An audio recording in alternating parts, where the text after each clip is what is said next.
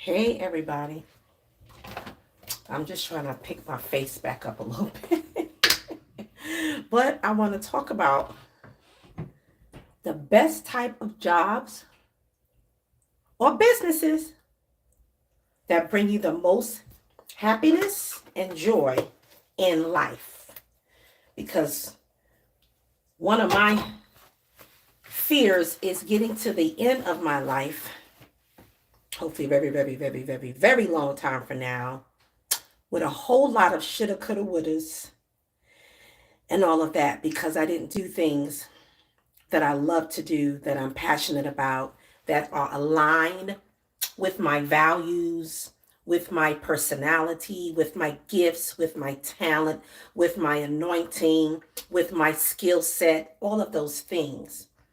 In my own experience, and maybe some of you are witnesses already, that when you do things that bring you passion and joy, it makes you the happiest. Who would not want to do what they love to do and make money from it or serve other people because you're serving yourself? I mean, that's like the ideal situation. And to understand that sometimes in a season we may be in, we have to just do what we have to do. But this is why it's important to have a vision, write it down, make it plain. This is why it is important to have a purpose. Even the Bible says, without a vision, people perish. So think about that. Without a vision, without a dream, without purpose, to me, that's like something is always going to feel missing in our life, in your life. And so I believe as a life purpose coach that people are happiest, and I've seen this in practice, in my coaching practice, and I've seen this as a mental health professional, mental health counselor, where one of my goals is to help people that come into my space, to help them enhance the quality of their lives. And so I get a lot of people who they feel unhappy and miserable and lost because they're not operating in a purpose, or they don't know what their purpose is, or they don't have a clue what their passion is, or they lost their passion and they lost their fire. So my job sometimes is to help them get it back, help them to revive and recover and discover and uncover and manifest and all these things with the help of God. Okay. And so with my experience being in the field for about almost 20 years, most of the people I meet are unhappy because they're not doing things they love to do. Now, you can have a job or a business that you operate, but on the side, you can still do other things. If your life is only working and working and working and working, and you're not doing anything that brings you pleasure and joy, you're not living, you're not thriving. You're surviving. I know what that's like. I've been in that mode, surviving. And sometimes you can be surviving. Let me see. What are you saying, bro? Bro, sis, lady. You can be surviving and think you're thriving because you feel like I'm making things happen and things are moving. But if you're not getting any enjoyment and passion out of anything that you're doing, to me, you're not living. Okay, so y'all gonna have to bear with me while I put on my little makeup while I'm talking to you guys. You're not really living. You've learned to survive. You've learned to make things happen, but that's it. Who are you? If you're not serving other people, if you're not doing something to even bring joy and to other people's lives, you're not really living, because we all are here to serve, whether you believe it or not. Some of you don't. Some of you may feel like I'm just here for me, myself, and I, nobody else. But when you get to the end of your life and find out, I could have did more. I should have did more. Like I said, who wants to live with a whole bunch of shoulda, coulda, wouldas? And so as a life purpose coach, this is one of the things that I always encourage people to find things that they love to do. Engage in activities that bring you a sense of joy, a sense of peace, a sense of purpose. right? So you can live a more meaningful life. You want life to be meaningful. So some of you are going to have to rethink the way you've been living. You've been working, you've been striving. Some of you, that's what you've been taught, especially if you my age and older. If you're 50s and up, you might have been raised in a family where you was taught just to do the bare minimum, go to school, if that, work, retire, that's it, and live life after you retire. I don't believe in that. I believe in finding moments to live life and be in the present while you're striving to work towards a goal. You can, because you don't, tomorrow's not promised to any of us. And so I believe you have to live each day almost as if it were your last. That means be intentional about what you're doing. Be intentional about you, yourself, and that's your mental health, that's your health, as well as doing things that bring you a sense of joy and peace. So that's the mindset. And I know it's a mindset that we have to change. If you have that old mindset, well, I just want to come here and live and then, that's it. Some people tell themselves that because they've given up. Or maybe they don't have a vision. And like I said, without a vision, people perish. So without a vision, your life is limited, really. Your life is limited. I think you'll be pretty much a boring person. If that's what you believe, I think your life is boring. So let's unbore our lives, okay? Let's do something different. Let's have a mindset that say that everything I want to do for the rest of my life is going to be about purpose. It's going to be about passion. I want to serve me. I'm helping other people, but what about me?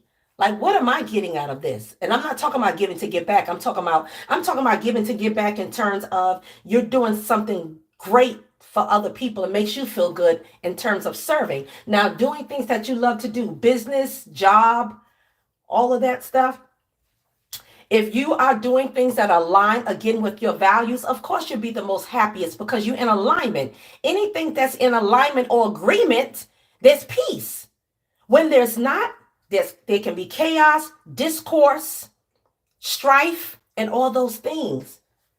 So some of you just really got to change your mindset and say, wait a minute, I've been doing this the wrong way for so long. I've been doing the way I was taught or what was taught to me. And what was taught to me might have been building somebody else's dream, building somebody else's vision, helping them. But what about me? So some of you have to ask the questions, what about me? It's not selfish. Everybody wants to experience joy and love as well as wanting that for other people. That's not a selfish thing. You're not trying to just do things that's focused only on you and you never think about other people. Now that's selfishness. But so it's time for you to prioritize you. So let's say that. Prioritize you and what you love, who you are. Okay. So some of you, again, you're going to have to change your mindset.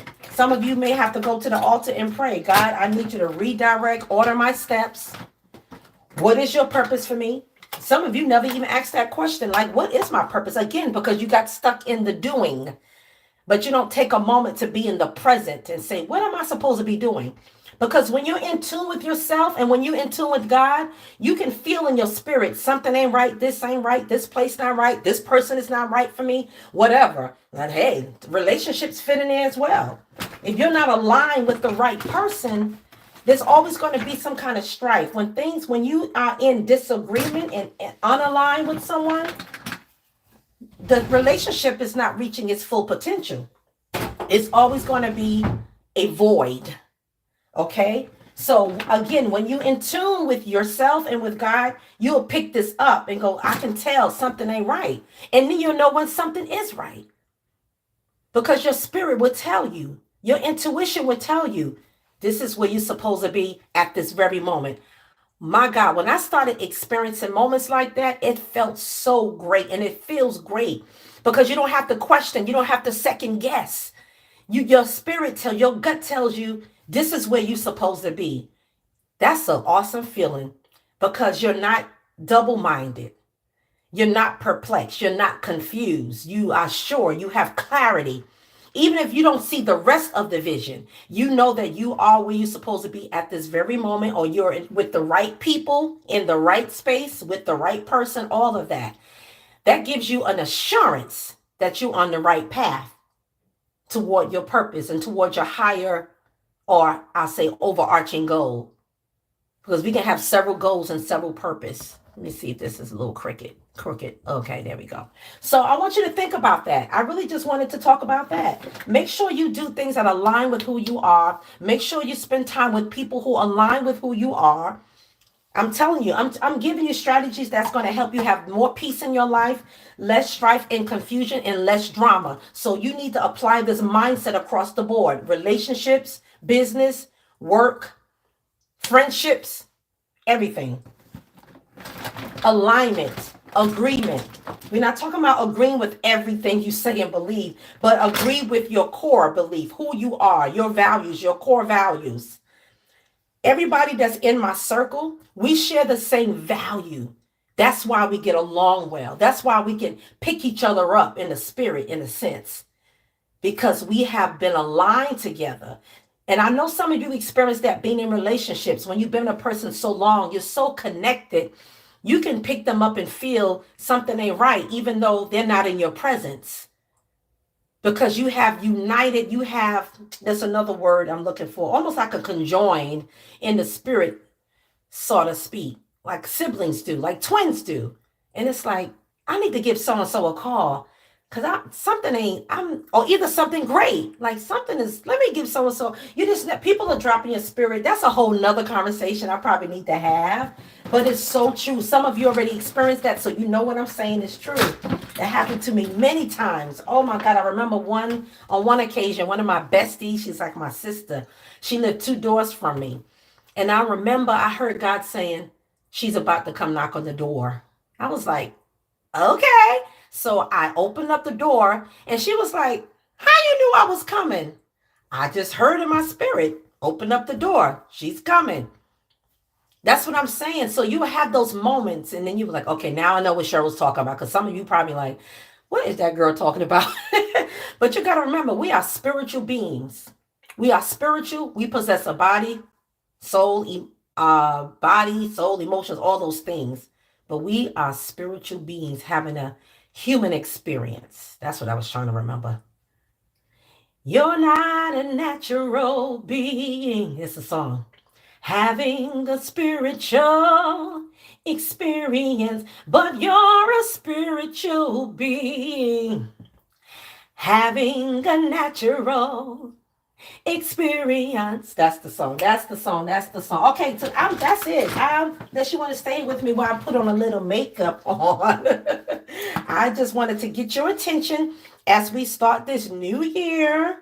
I want you to be intentional about your life. You have to. If nobody else, you have to be intentional.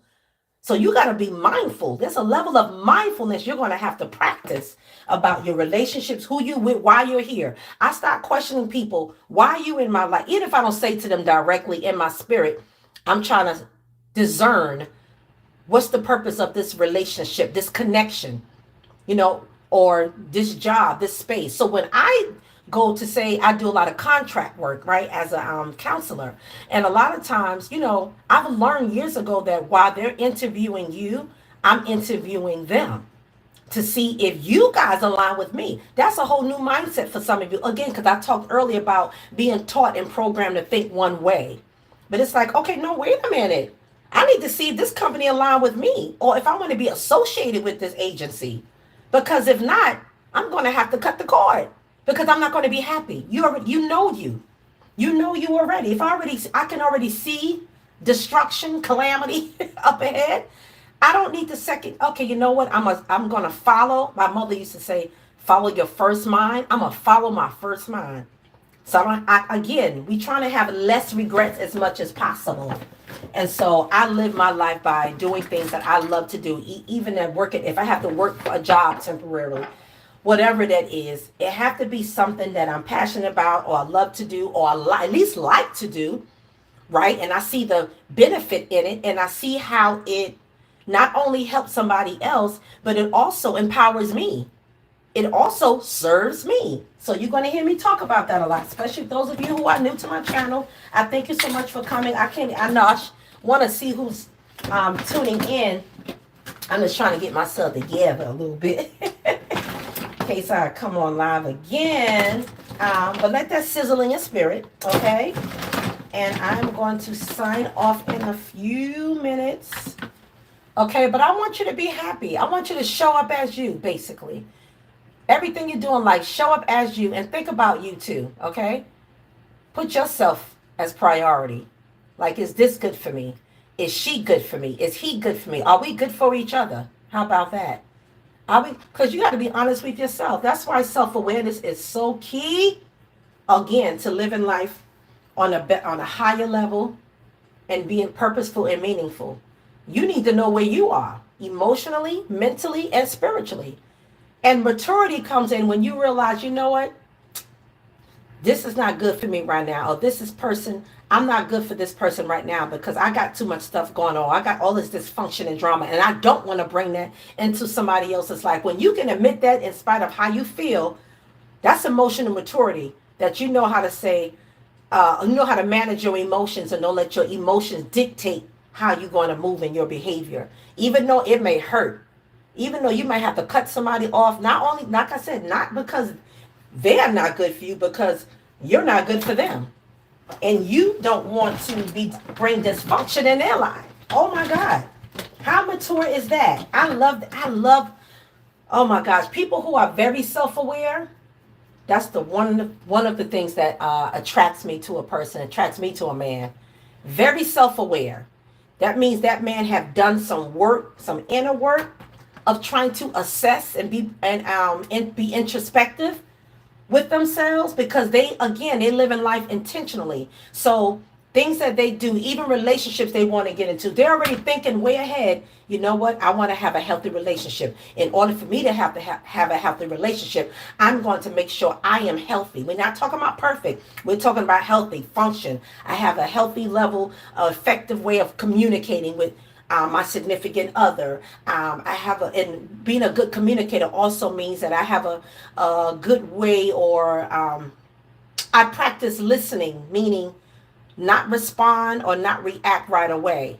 I process and consider what the other person is saying. I am attuned to the other person. Then I can process it. Then I can give a response from an emotional regulated place where I'm not reactive and jumping and just want to say what I got to say. So you can tell when somebody's emotionally mature, because that's how they're going to take their time. They're going to listen. They're going to hear. Even if they don't have an answer, say, you know what? I don't even have an answer right now, but I'll get back to you. Not a radioactive person. Because of their emotions is dysregulated, you won't get that response. You get a defensiveness that comes first. Pay attention to that. And pay attention to yourself. Why are you getting so defensive so quick? So that's being introspective. That's being your own therapy. That's checking yourself and saying, wait a minute, I kind of was a little reactive on that. I exploded a little. It didn't call for that. When a person, like I said, not about being perfect, but they're self-aware that they do these things and they're actively working on it, you got my attention. You got my attention. So ladies, take heed to that now. Okay, we're not going to lead with our emotions. We're going to lead with our wise mind, what we call in psychology, your wise mind, not your irrational mind. Okay, and not your emotional mind, but your reasonable and rational mind. Those two are good. Now all three is great. You need the emotional, the rational, and the reasonable. Okay, but if you operate only out of your emotions and let your emotions dictate, then your thoughts and your behaviors following will be irrational. I know you can see that. Some of you may be getting a mental picture now of a time that you may have responded or reacted from an emotional mindset. You didn't weigh the cost. You didn't test the facts or anything. You didn't investigate the facts or anything. You just operated because something inside of you needs to be paid attention to. Why did you respond that way? Why did I think? Why was that the first thought? Why was that what we call unhealthy thoughts? Automatic thoughts.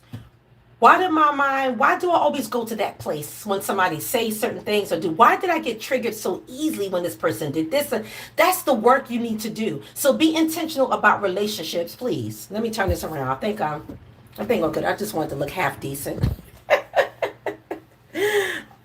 Can anybody understand anything I'm saying or even relate? Hey, what's up?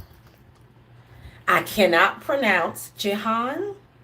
I hope I said that right. I hope I said that right. So let me check and see who is actually watching now. Okay, I see a few people. I'm talking to somebody's talking to the other guy. Okay. Oh, okay, I got you. You was talking to somebody else. I'm sorry. You see me multitasking over here. I'm staying off the grid. Let's see those chocolate watermelon. Welcome to the live chat. Okay. See, I'm going live more, so I'm still learning this. All these things that are happening while I'm doing a live. This is definitely multitasking. Oh my goodness. But I love it. I love speaking to people in real time. I love it. I love it. I love it. I love the automatic feedback. Healthy, positive feedback. No time for trolls. No time for negative people. Evil willed, evil intended. Like that's not accepted. We need to change. We need to transform.